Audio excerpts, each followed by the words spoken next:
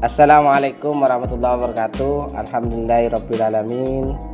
Assalatu wassalamu ala asyrafil anbiya wal mursalin sayyidina Muhammadin wa ala alihi wa sahbihi ajma'in, amma ba'du. Yang saya hormati Kepala Sekolah SMK Negeri 1 Wonomerto, yang saya hormati Bapak Ibu Dewan Guru, yang saya hormati orang tua, wali siswa yang ada di rumah masing-masing, dan juga siswa yang ada di rumah masing-masing. Semoga selalu sehat dan jaga protokol kesehatan. Hari ini kita akan membahas tentang tata tertib sekolah yang menjadi satuan materi yang harus kalian lalui untuk masa pengenalan lingkungan sekolah.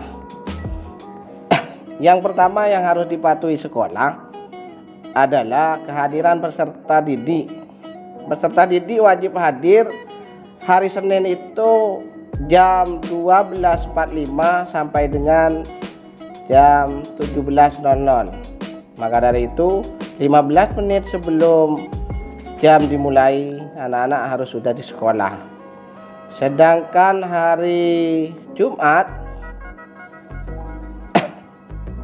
itu jam 13.00 sampai dengan jam 16.00. Yang kedua, setiap pukul 12.45 pintu gerbang depan akan ditutup dan tidak bisa masuk. Yang ketiga, kehadiran kumulatif yang harus kalian lakukan, yang harus kalian penuhi sekurang-kurangnya adalah 90% dalam 1 tahun. Jadi nanti kalau kurang dari 90% maka nanti akan ngefek pada kenaikan kelas. Yang kedua adalah pakaian sekolah. Pertama, pakaian rapi beratribut sesuai ketentuan sekolah. Senin, Selasa seragam putih abu-abu bagi siswa-siswi, kerudung putih bagi yang pakai jilbab. Rabu Kamis seragam kejuruan, jilbab menyesuaikan warna seragam. Jumat pramuka. Tidak diperkenankan memakai jaket atau rompi atau selain atribut sekolah. Yang kedua, sepatu. Hari Senin, Selasa, Rabu, Kamis memakai sepatu hitam. Yang kedua, dilarang memakai sepatu, sandal atau bahkan tidak pakai sepatu. Yang ketiga, pakaian olahraga. Untuk kegiatan olahraga, peserta didik wajib mengenakan olahraga yang ditetapkan oleh sekolah. Namun, dari rumah tetap mengenakan seragam sesuai hari yang dijadwalkan. Jadi, seragam olahraga itu hanya digunakan pada saat jam olahraga saja. Selanjutnya, untuk kegiatan praktek, peserta didik wajib mengenakan seragam praktek. Yang ketiga, kewajiban peserta didik. 1. Taat pada bapak atau ibu kepala sekolah dan tata usaha. Kedua, bertanggung jawab atas pelaksanaan 7K, keamanan, ketertiban, kerindangan, kebersihan, kerapian, keindahan, dan kekeluargaan di sekolah. Selanjutnya, ikut bertanggung jawab atas pemeliharaan gedung, halaman, perabotan, dan perlengkapan sekolah.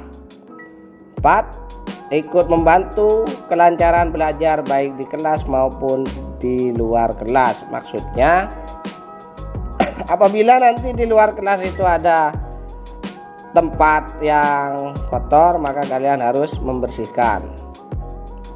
Yang kelima, ikut menjaga nama baik sekolah, guru, baik di dalam maupun di luar.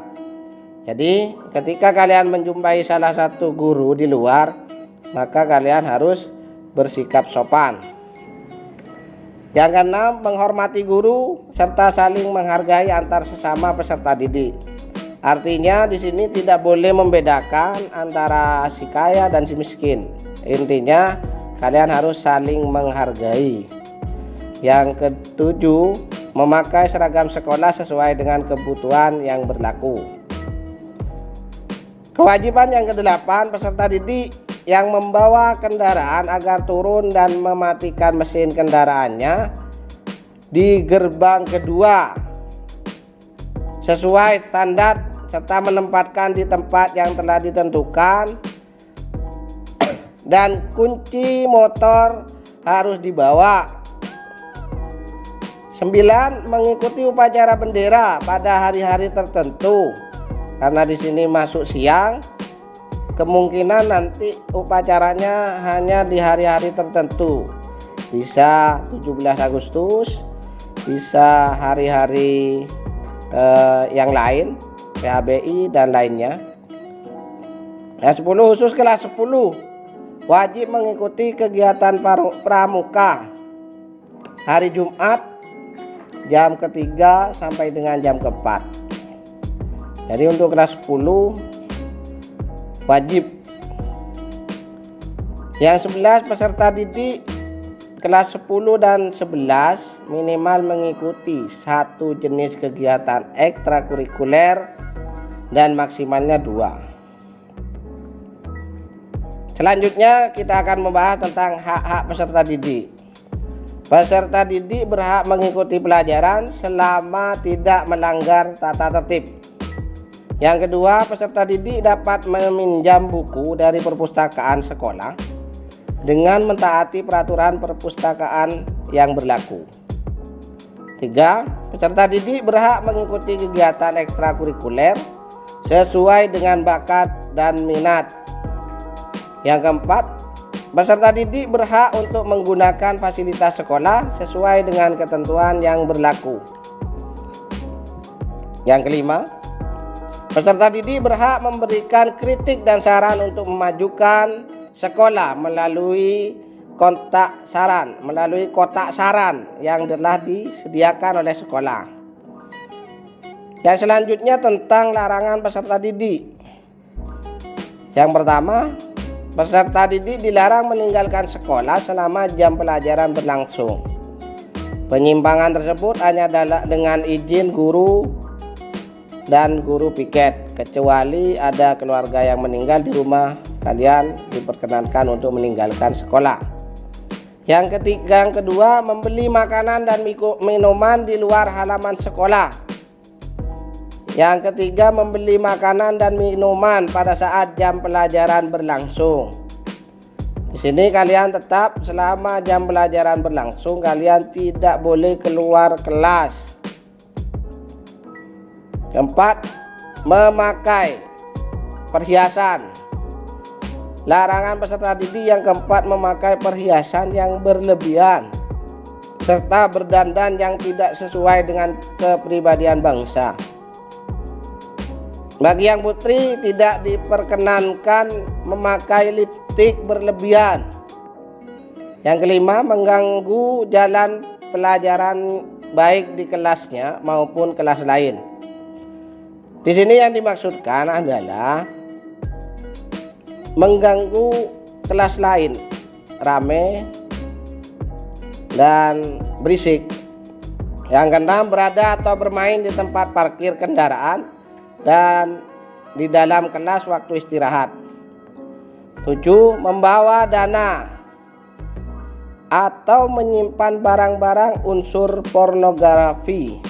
Membawa atau menyimpan barang-barang yang mengandung pornografi itu juga tidak boleh. Selanjutnya, membawa dan menyimpan minuman yang mengandung alkohol. 9. Membawa dan menyimpan dan merokok di lingkungan sekolah sewaktu berseragam sekolah, juga di luar tidak boleh. Yang 10, larangan peserta didik yang 10 adalah mencuri, bermain judi dan tindak kriminalitas lainnya. 11, menyimpan dan atau menggunakan obat terlarang.